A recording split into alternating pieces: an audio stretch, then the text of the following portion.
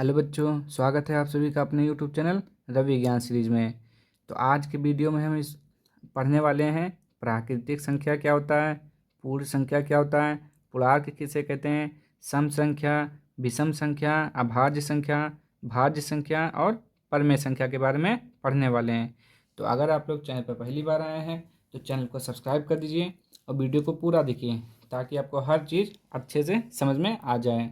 तो चलिए देखते हैं अपना पहला क्या लिखा हुआ है, प्राकृतिक संख्या। तो देखिए क्या लिखा हुआ है, प्राकृतिक संख्या। इसे इंग्लिश में नेचुरल नंबर बोलते हैं।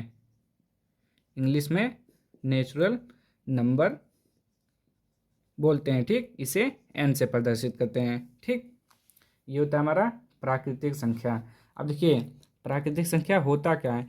तो देखिए आप जब भी किसी चीज़ को काउंट करते हैं तो काउंट कहाँ से करते हैं, तो वन यानी कि एक से काउंट करते हैं। एक, दो, तीन, चार, पाँच, छः ऐसे करके काउंट करते हैं और ये कहाँ तक जाएगा, इसका कोई अंत नहीं है, यानी कि ये अनंत अनंत तक जाता है, ठीक। तो प्राकृतिक संख्या क्या होता है, प्राकृतिक संख्या वो होता है जो एक से शुरू होता है और अनंत तक जाता है। यानी कि आप कह सकते हैं कि एक से शुरू होने वाली संख्याओं को प्राकृतिक संख्या कहते हैं, ठीक। या तो आप यह कह सकते हैं कि गिनती करने वाली संख्याओं को प्राकृतिक संख्या कहते हैं, क्योंकि आप गिनती कहाँ से स्टार्ट करते हैं, एक से स्टार्ट करते हैं। किसी चीज़ को जब आप गिनते हैं तो कहाँ से गिनते हैं, एक से गिनते हैं। तो प्राकृतिक संख्या क्या होती है, एक से शुरू होने वाली संख्याओं को प्राकृतिक संख्या कहते हैं। तो हम यहाँ पे लिख देते हैं, अब नोट करते चलिए, ठीक। प्राकृतिक संख्या हो गया। अब इसका हम लिख देते हैं डिफिनेशन।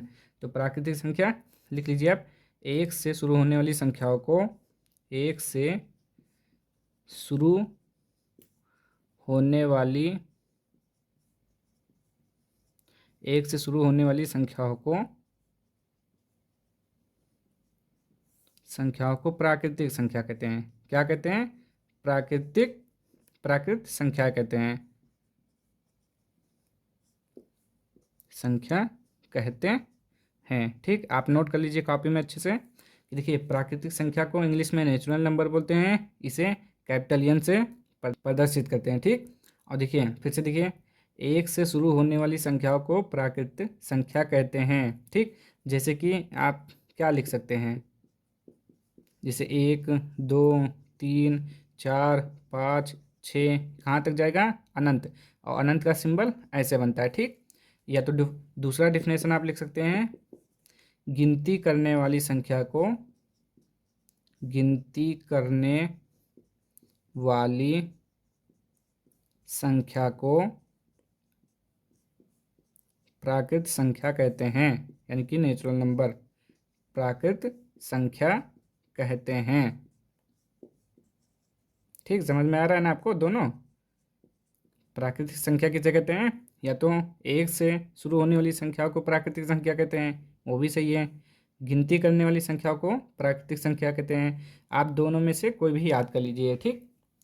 तो ये हो गया हमारा प्राकृतिक संख्या, ठीक। तो आप इसको नोट कर लीजिए, प्राकृतिक संख्या हो गया दोनों। अब हम पढ़ेंगे पूर्ण संख्या के बारे में। तो यहाँ पे हम लिख लेते हैं पूर्ण संख्या, ठीक। पूर्ण संख्या। अब पूर्ण संख्या किसे कहते हैं बताइए। तो देखिए जब हम प्राकृतिक संख्याओं के साथ जीरो को सम्मिलित कर लेते हैं तो वो पूर्ण संख्या बन जाता है, ठीक। तो इसकी हम डिफिनेशन पहले लिख लेते हैं। जब शून्य को, इस शून्य लिखा हुआ, ठीक। जब शून्य को प्राकृत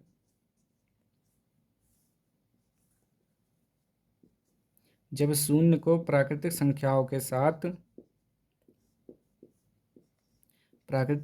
के साथ सम्मिलित कर लेते हैं, सम्मिलित कर लेते हैं तो वह पूर्ण संख्या बन जाता है, तो वह पूर्ण संख्या कहलाता है, पूर्ण संख्या कहलाता है, पूर्ण संख्या कहलाता है।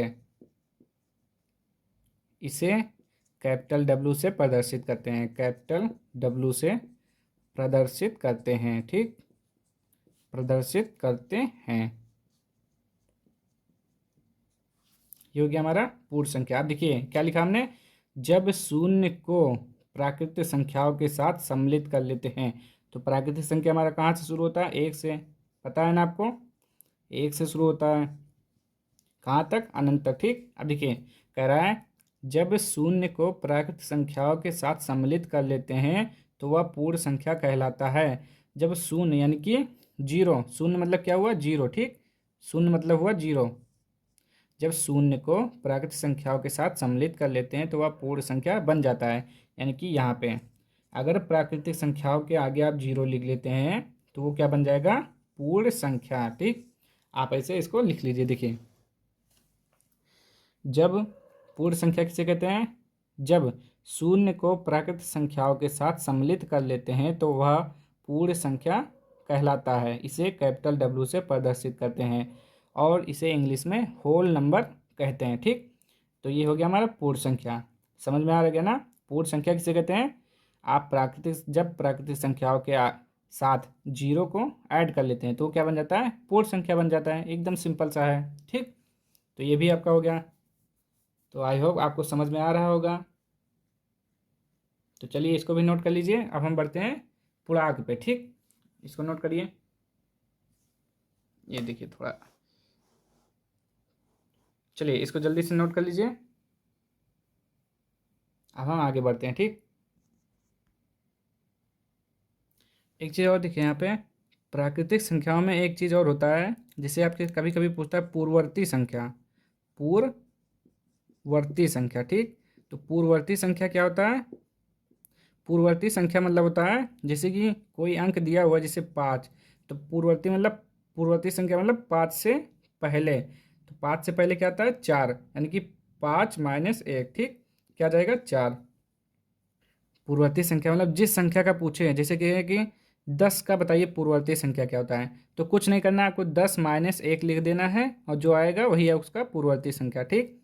पूर्ववर्ती संख्या मतलब पहले का होता है, या अगर आपको पता है तो पहले वाला डायरेक्ट लिख सकते हैं या एक माइनस करके लिख सकते हैं, ठीक। तो पूर्ववर्ती संख्या किसे कहते हैं, एक नंबर पहले, जो संख्या लिखी रहेगी उससे एक नंबर पहले की संख्या को पूर्ववर्ती संख्या कहते हैं, ठीक। तो पूर्ववर्ती संख्या निकालने के लिए आप क्या करेंगे, जो संख्या दी गई, अगर हमने पूछा 100 का पूर्ववर्ती, तो आप क्या करेंगे, या तो आप डायरेक्ट बोलेंगे 99, या फिर 100 माइनस 1 करेंगे, क्या आएगा 99। तो ये हो गया। अब दूसरा देखिए, एक दूसरा होता है हमारा अनुवर्ती संख्या, अनुवर्ती संख्या, ठीक। अब अनुवर्ती संख्या क्या होता है, अनुवर्ती संख्या को हम बाद की संख्या बोलते हैं, बाद की संख्या, ठीक। अनुवर्ती संख्या जैसे कि हमने पूछा 10, तो 10 की अनुवर्ती, 10 की अनुवर्ती संख्या क्या होगी, तो अब क्या करेंगे, 10 में 1 जोड़ देंगे, ठीक। तो 10 में 1 जोड़ेंगे कितना आ जाएगा, 11। अब हमने पूछा आपसे 50, 50 का अनुवर्ती, तो आप क्या करेंगे, 50 प्लस 1 कितना आ जाएगा, 50 प्लस 1 बराबर क्या हो जाएगा, 51। यानी कि जो भी संख्या पूछेगा आप क्या करना है, n प्लस 1, ठीक। और n आपका क्या है, नंबर, संख्या, जिस संख्या पूछेगा बस, ठीक। अनुवर्ती संख्या यानी कि n+1, अगर पूछ रहा है आपको 200 का, तो 200 प्लस 1 क्या हो जाएगा, 201। 500 का पूछेगा, 501। तो आप अच्छे से समझ जाइए, पूर्ववर्ती मतलब एक अंक पहले, अनुवर्ती मतलब एक अंक बाद, ठीक। और अनुवर्ती को ही कभी कभी उत्तरवर्ती बोलता है, उत्तरवर्ती। तो आप इस वीडियो में पूरा अच्छे से समझने वाले हैं, देखते रहिए बस। उत्तरवर्ती, उत्तरवर्ती मतलब भी क्या होता है, बाद की संख्या, इसी को बोलते हैं अनुवर्ती, उत्तरवर्ती या बाद की संख्या। तो आपको समझ में आ गया होगा अनुवर्ती या उत्तरवर्ती कैसे निकालते हैं, एक प्लस करके, और पूर्ववर्ती कैसे निकालते हैं, एक माइनस करके, ठीक। और एक बात और याद कर लीजिए, प्राकृतिक संख्याओं में कोई भी संख्या सबसे बड़ी नहीं होती है। क्या, प्राकृतिक संख्याओं में कोई भी संख्या सबसे बड़ी नहीं होती है। हम लिख दे रहे हैं, देखिए इस बात को अच्छे से याद कर लीजिएगा कि प्राकृतिक संख्याओं में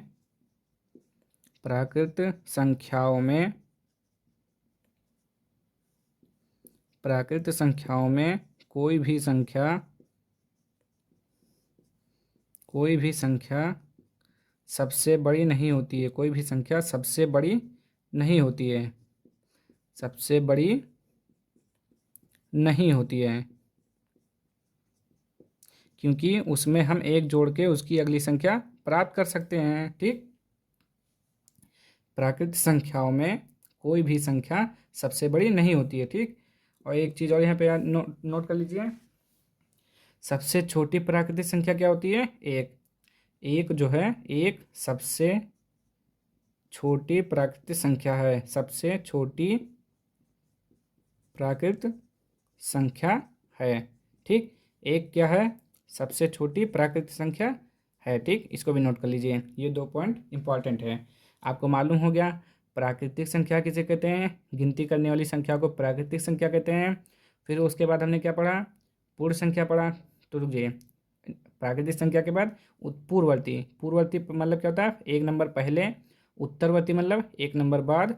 अनुवर्ती मतलब एक नंबर बाद। उसके बाद प्राकृतिक संख्याओं में कोई भी संख्या सबसे बड़ी नहीं होती है, क्योंकि आप जितना भी नंबर दे दें, जैसे कि आपने दे दिया इतना, कुछ भी नंबर दे दें, ठीक, आप बोलेंगे ये सबसे बड़ी है तो कहेंगे नहीं। ठीक, क्योंकि इसमें हम एक जोड़ देंगे, इसकी अगली नंबर मिल जाएगी।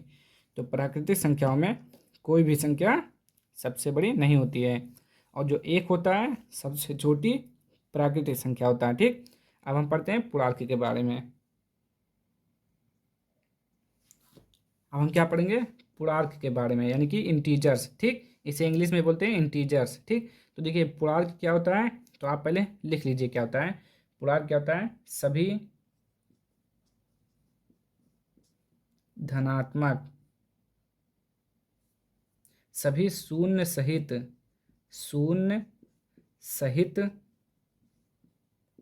धनात्मक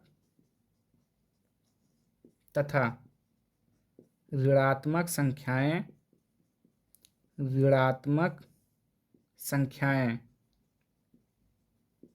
सभी शून्य सहित धनात्मक तथा ऋणात्मक संख्याएं पूर्णांक कहलाती हैं। पूर्णांक कहलाती हैं। पूर्णांक किसे कहते हैं? सभी धनात्मक तथा ऋणात्मक संख्या, और शून्य को पूर्णांक कहते हैं, यानी कि शून्य सहित सभी धनात्मक तथा ऋणात्मक संख्याओं को पूर्णांक कहते हैं। अब देखिए, धनात्मक संख्या का मतलब होता है प्लस वाली संख्याएं, +2, +3, +4, +5। ठीक, ये होता है हमारा धनात्मक संख्या। और ऋणात्मक संख्या का मतलब -2, -3, -4, -5, -6। ठीक, तो ये हो गया हमारा प्लस का संख्या। इसको बोलते हैं धनात्मक, इसको बोलते हैं इसको धनात्मक, और इसको ऋणात्मक बोलते हैं। ठीक, क्या कर रहा है? शून्य सहित, अब देखिए अच्छे से देखिए, ये हो गया हमारा शून्य। ठीक, शून्य सहित सभी धनात्मक, तो धनात्मक यानी कि 1, 2, 3, 4, 5, 6, ये कहाँ जाएगा? अनंत तक। ठीक, ये धनात्मक हो गया। अब इधर देखिए, एक ऋणात्मक, -1, -2, -3, -4, कहाँ जाएगा? अनंत तक। ठीक, तो पूर्णांक किसे कहते हैं? सभी शून्य सहित धनात्मक तथा ऋणात्मक संख्याओं को पूर्णांक कहते हैं। संख्याएं पूर्णांक कहलाती हैं। ठीक, हो गया ना? समझ में आ गया ना आपको? पूर्णांक किसे कहते हैं? पूर्णांक सभी प्लस वाली संख्या, माइनस वाली संख्या और 0, इन सभी को क्या बोलते हैं? पूर्णांक बोलते हैं। ठीक, चलिए 4, सम संख्या किसे कहते हैं? चलिए देखते हैं।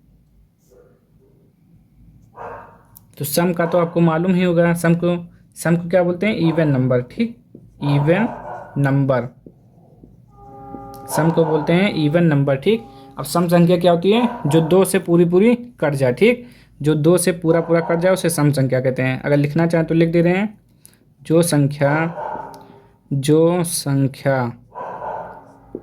2 से पूरा विभाजित हो जाए, पूरा कट जाए या विभाजित हो जाए, कट जाए, उसे सम संख्या कहते हैं। ठीक, सम संख्या कहते हैं। जो संख्या 2 से पूरी पूरी कट जाए उसे सम संख्या कहते हैं। ठीक, अब 2 से कौन कौन कटेगा वो भी देखिए। एक आप याद कर लीजिए कि जिस भी संख्या के अंत में, यानी कि अगर संख्या के अंत में ठीक, देखिए अगर संख्या के अंत में 0 है, 2 है, 4 है, 6 है, 8 है, तो अगर ये 5 नंबर हैं तो वो क्या है, 2 से कट जाएगा। ठीक, ये क्या हो जाएगा, 2 से कट जाएगा। जैसे कि हमने पूछा 50, 50 2 से कटेगा, तो आप इसमें से देखिए 0, 2, 4, 6, 8, इसमें से कोई नंबर इसमें है लास्ट में संख्या के अंत में, यानी कि यहाँ पर, तो आप कहेंगे हाँ, तो ये भी 2 से कट जाएगा। ठीक, आपको भाग देने की ज़रूरत नहीं है। अब देखिए फिर मैंने पूछा 7, 8, 9, 0, 5, 6, इतना बड़ा संख्या। ठीक, अब हमने पूछा 2 से कट जाएगा, तो आप पूरा भाग मत करिए, यहीं से देखिए लास्ट में 0, 2, 4, 6, 8, इसमें से कोई नंबर है, तो आप कहेंगे है, तो ये पूरा क्या है, 2 से कट जाएगा। ये क्या है, सम संख्या है। ठीक, सम संख्या वही होता है जो 2 से कट जाए। तो लास्ट का नंबर देखिए, अगर 2 से कट रहा है तो पूरा सम संख्या है, यानी कि कट जाएगा। ठीक, तो सम संख्या आपको समझ में आ गया होगा। सम संख्या किसे कहते हैं, जो 2 से कट जाए, यानी कि जिसके अंत में अगर 0, 2, 4, 6, 8 है तो वो सम संख्या है। ठीक, अब हम देखते हैं सम संख्या नहीं है, तो इसका जस्ट अपोजिट हो जाएगा। जो संख्या 2 से पूरा पूरा ना कटे, ठीक, ना कटे, उसे विषम संख्या कहते हैं। देखिए कुछ करना नहीं था, जस्ट उसका अपोजिट है बस। देखिए अब इसका देखिए विषम का, जो संख्या 2 से पूरा ना कटे उसे विषम संख्या कहते हैं। ठीक, विषम संख्या कहते हैं जो संख्या 2 से ना कटे। इस इंग्लिश में क्या बोलते हैं, ऑड नंबर, लिख लीजिए ऑड नंबर। ठीक, ODDNUMBER, ऑड नंबर। ठीक, विषम संख्या तो आपको मालूम है, जो 2 से ना कटे वही विषम संख्या है। जैसे कि 3, 5, 7, 9, ये 2 से कटेगा, नहीं कटेगा, तो जो 2 से ना कटे वही विषम संख्या है। सीधा सा है आपका, जो 2 से कट गया वो सम, जो 2 से ना कटे वो विषम, तो ये क्या है, विषम संख्या। ठीक, अब हम बढ़ते हैं अपने अभाज्य संख्या की ओर। चलिए अब हम क्या पढ़ेंगे, अभाज्य संख्या। अभाज्य संख्या को इंग्लिश में बोलते हैं प्राइम नंबर। ठीक, प्राइम नंबर क्या बोलते हैं, प्राइम नंबर। ठीक, तो अभाज्य संख्या किसे कहते हैं, तो आप पहले लिख लीजिए, ऐसी संख्या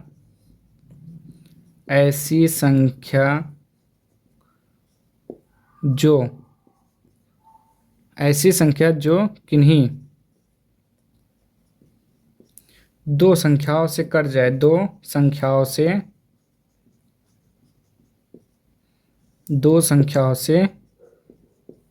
कट जाए उसे अभाज्य संख्या कहते हैं। क्या, जो संख्या किन्हीं 2 संख्याओं से कट जाए उसे अभाज्य संख्या कहते हैं। अभाज्य संख्या कहते हैं, यानी कि प्राइम नंबर। ठीक, ऐसी संख्या जो किन्हीं 2 संख्याओं से कट जाए उसे अभाज्य संख्या कहते हैं। अब हम चेक करेंगे। ठीक, 1 से स्टार्ट होता है हमारा नंबर ना, 1 से देखते हैं। अब बताइए 1 किससे कटेगा,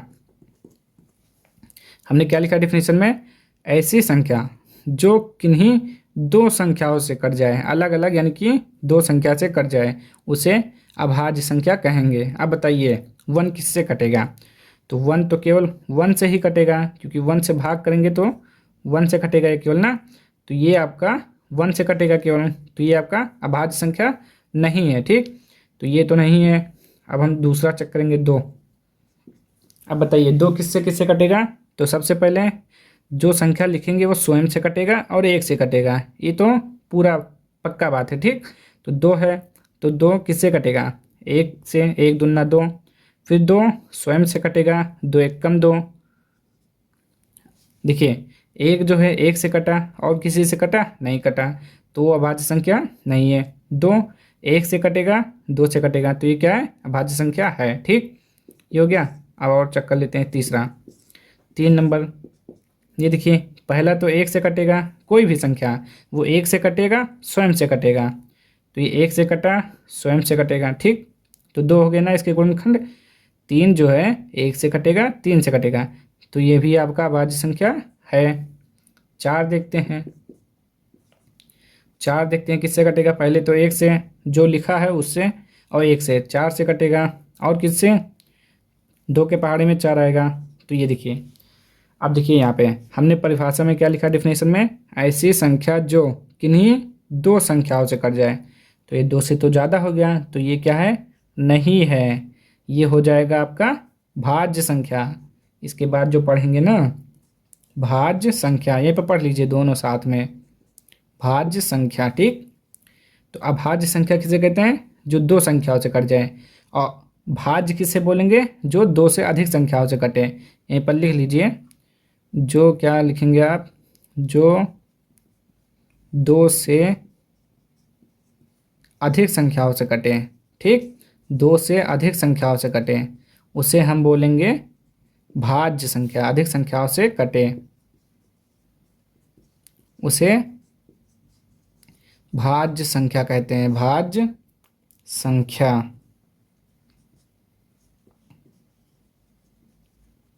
कहते हैं। ठीक,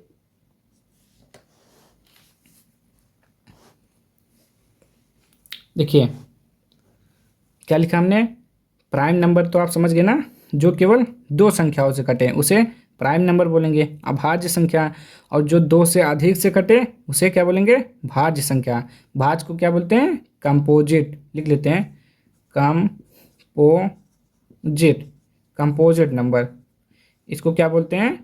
कंपोजिट नंबर। ठीक, लिख लीजिए।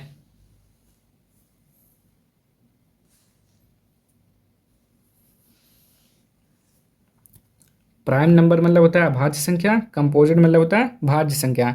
तो आपको पता चल गया अभाज्य किसे कहते हैं? जो 2 संख्याओं से कटे वो अभाज्य, और जो 2 से अधिक संख्याओं से कटे वो भाज्य। ठीक, और ये क्या है? एक नहीं है, एक ना भाज्य है ना अभाज्य है। ठीक, तो हम यहाँ पे एक पॉइंट नोट करेंगे। ये आपने लिख लिया ना डिफिनेशन, इसको मिटा देते हैं हम।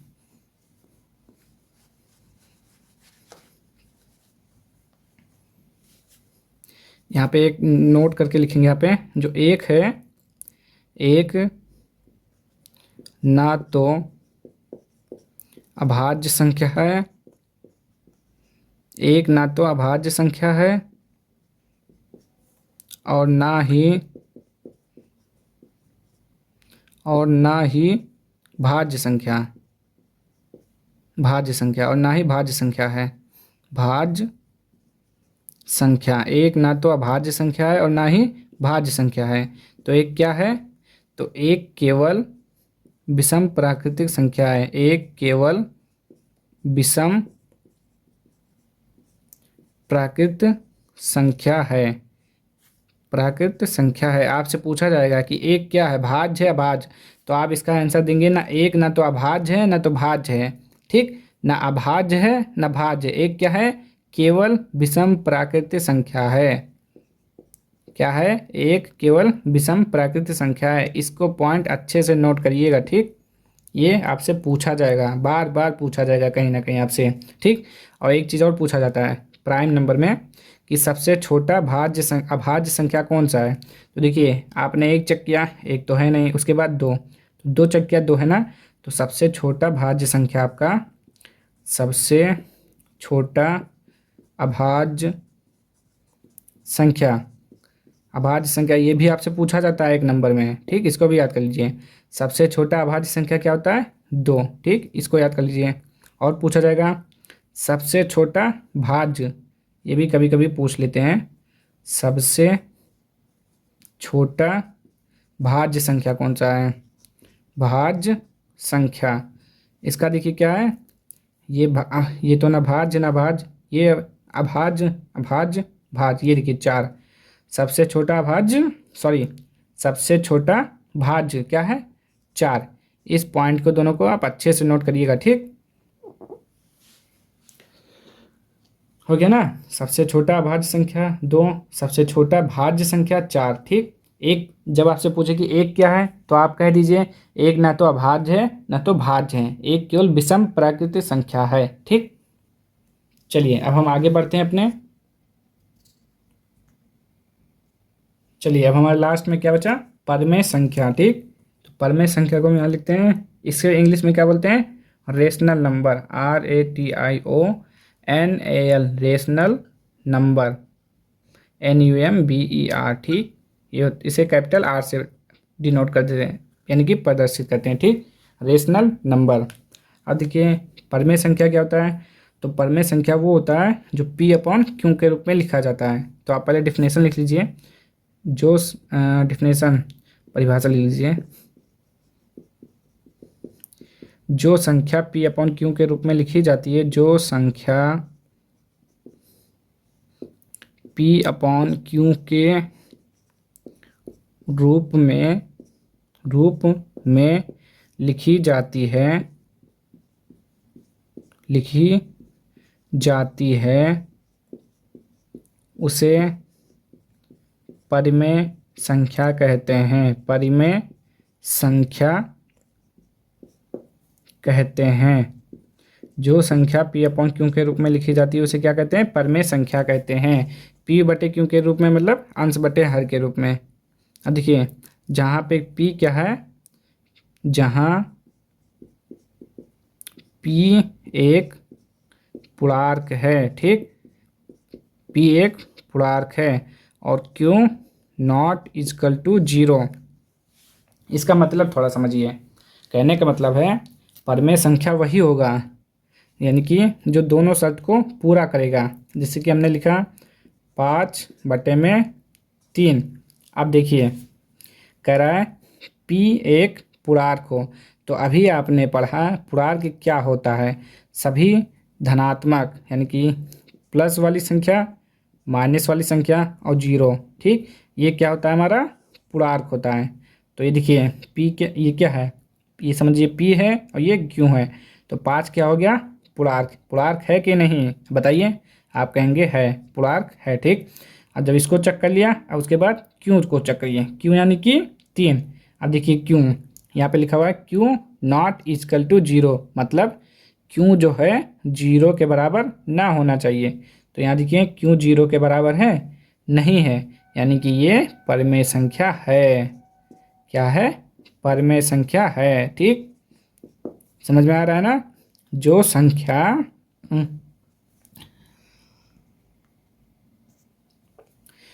संख्या P/Q के रूप में लिखी जाती है उसे परमेय संख्या कहते हैं। ठीक, तो P एक पूर्णांक होता है, Q नॉट इक्वल टू 0। एक और देखिए, जैसे कि हमने लिखा है यहाँ पे 0/5। ठीक, अब देखिए अब ये क्या पूर्णांक है, चेक करते हैं। क्या लिखा है, P बराबर क्या हो गया, 0। समझिए P है और ये Q है, तो P एक पूर्णांक होना चाहिए। तो देखिए 0 एक पूर्णांक है, बताइए आप, यहाँ पे चेक करिए 0 एक पूर्णांक है, तो आप कहेंगे हाँ 0 एक पूर्णांक है, पहला शर्त तो हो गया। ठीक, अब दूसरा शर्त देखिए, Q नॉट इक्वल टू 0, यानी कि Q 0 के बराबर नहीं होना चाहिए। तो चेक कर लीजिए Q 0 के बराबर है, नहीं है, तो ये भी सही है, यानी कि ये क्या है, परमेय संख्या है। ठीक, अब एक और लेते हैं, हमने जैसे कि ले लिया 5/0, 5/0। ठीक, अब इसको चेक करिए, 5 पूर्णांक है, प्लस में आ रहा है ना, तो पूर्णांक है। और देखिए 0, क्यों नॉट इक्वल टू 0, क्यों जो है 0 नहीं होना चाहिए, ये तो 0 हो गया, तो ये परमेय संख्या नहीं है। पहला शर्त तो पूरा हो गया, दूसरा नहीं पूरा हुआ, तो ये क्या है, परमेय संख्या नहीं है। ठीक, ये नहीं होगा परमेय संख्या। तो आप समझ गए होंगे परमेय संख्या किसे कहते हैं, जो संख्या P/Q के रूप में लिखी जाती है उसे परमेय संख्या कहते हैं। इसे P/Q, इसे जहाँ P एक पूर्णांक होता है और Q 0 के बराबर नहीं होना चाहिए, तभी वो क्या होगा, परमेय संख्या होगा। ठीक, एक और चीज़ देखें,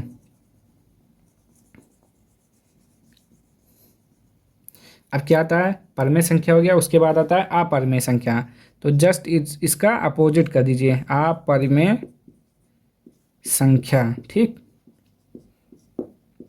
कुछ नहीं, बस इसका अपोजिट कर दीजिए कि जो संख्या p अपॉन क्यू के रूप में नहीं लिखी जाती है उसे अपरिमेय संख्या कहते हैं। क्या? जो संख्या p अपॉन क्यू के रूप में नहीं लिखी जाती है, आप केवल इतना ऐड कर दीजिए, नहीं लिखी जाती है, उसे अपरिमेय संख्या कहते हैं। लिख दें तो लिख दे रहे हैं, जो संख्या p अपॉन क्यू के रूप में नहीं लिखी जाती है, नहीं लिखी जाती है, नहीं लिखी जाती है, उसे अपरिमेय संख्या कहते हैं। अपरिमेय संख्या कहते हैं, अपरिमेय संख्या कहते हैं, अपरिमेय संख्या कहते हैं। ठीक, ये हो गया ना। तो p अपॉन क्यू के रूप में नहीं लिखी जाएगी, मतलब ये कुछ ऐसे लिखा रहता है, रूट में लिखा रहता है, यानी कि जैसे कि लिखा रहेगा आपका √1, √-3, √4, सॉरी 4 नहीं आएगा, √5, √6, ऐसे लिखा रहता है परिमेय संख्या, अपरिमेय संख्या रूट में लिखा होता है ज़्यादातर। ठीक, तो अपरिमेय संख्या वही होगा जो p अपॉन क्यू के रूप में नहीं लिखा होना चाहिए। ठीक, अगर आप सोच रहे हैं कि ये क्या है, अब देखिए एक और चीज़, 1 नंबर बताइए, नंबर 1 क्या है, परिमेय संख्या है कि अपरिमेय संख्या है, इसको बताइए। तो ये क्या है, परिमेय संख्या का है, क्योंकि आप किसी भी संख्या के बटे में 1 लिख सकते हैं। ठीक, तो ये क्या हो गया, पूर्णांक, और ये 0 के बराबर नहीं है, यानी कि 1 जो है परिमेय संख्या है। अब अगर आप सोच रहे हैं यहाँ पर भी कि हम बटे में 1 लिख देंगे तो p अपन क्यों हो जाएगा, ये 0 नहीं है तो ये नहीं है, क्योंकि ये जो है ये पूर्णांक नहीं है। देखिए अब रूट में लिखा हुआ है ना, ये करड़ी के अंदर है, तो ये पूर्णांक नहीं है। देखिए पूर्णांक वही होता है जो प्लस में हो, माइनस में हो या 0 हो, और ये रूट के अंदर है तो ये पूर्णांक नहीं है, तो ये अपरिमेय संख्या है। ठीक, एक और ध्यान रखिए कि रूट वाली, जैसे कि अगर रूट में लिखा होगा 4 तो ये परिमेय संख्या है। क्यों? क्योंकि √4 का मान क्या होता है, 2 होता है। √4 का मान क्या होता है, 2 होता है। अगर लिखा रहेगा √16 तो ये भी परिमेय संख्या है, क्योंकि इसका सॉल्व करेंगे, इसका वर्गमूल आएगा 4। ठीक, लेकिन इसका पॉइंट में आएगा, दशमलव में आएगा, तो ये अपरिमेय संख्या, ये परिमेय संख्या। ठीक, एक चीज़ और है उसको भी लिख दे रहा हूँ।